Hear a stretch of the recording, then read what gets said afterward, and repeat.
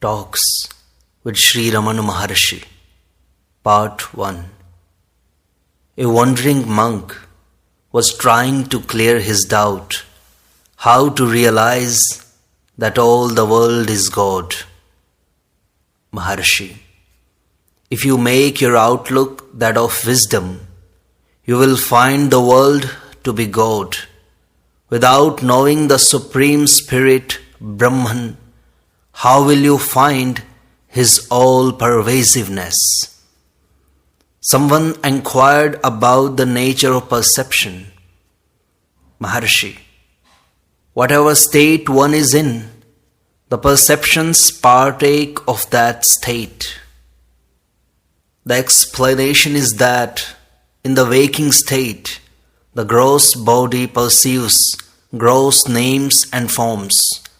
In the dream state, the mental body perceives the mental creations in their manifold forms and names. In deep dreamless sleep, the identification with the body being lost, there are no perceptions. Similarly, in the transcendental state, identity with Brahman places the man in harmony with everything, and there is nothing apart from himself. A question was asked as to the nature of happiness. Sri Maharshi, if a man thinks that his happiness is due to external causes and his possessions, it is reasonable to conclude that his happiness must increase with the increase of possessions and diminish in proportion to their diminution.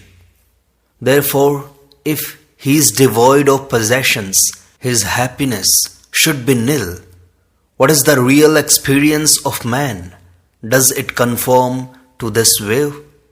In deep sleep, the man is devoid of possessions, including his own body. Instead of being unhappy, he is quite happy. Everyone desires to sleep soundly. The conclusion is that happiness is inherent in man and is not due to external causes. One must realize his self in order to open the store of unalloyed happiness.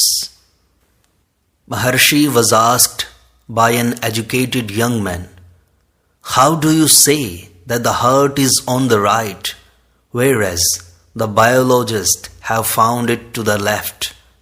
The man asked for authority. Maharshi, quite so. The physical organ is on the left. That is not denied. But the heart of which I speak is non-physical and is only on the right side. It is my experience. No authority is required by me. Still you can find confirmation in a Malayalam Ayurvedic book and in Sita Upanishad, and he produced the quotation from the latter and repeated the text from the former. A question was asked by a monk about how to prevent the mind from being distracted. Maharshi, you see the objects on forgetting your own self. If you keep hold of yourself, you will not see the objective world.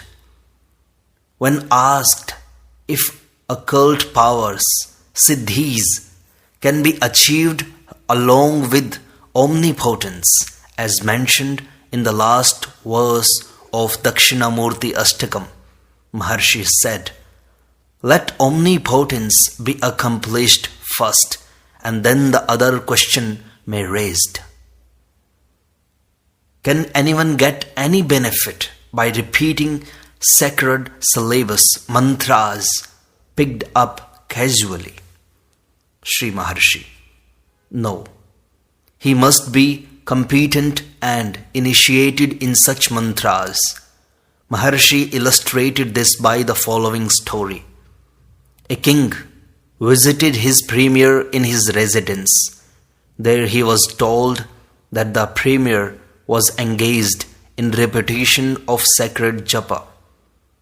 The king waited for him and on meeting him asked what the japa was.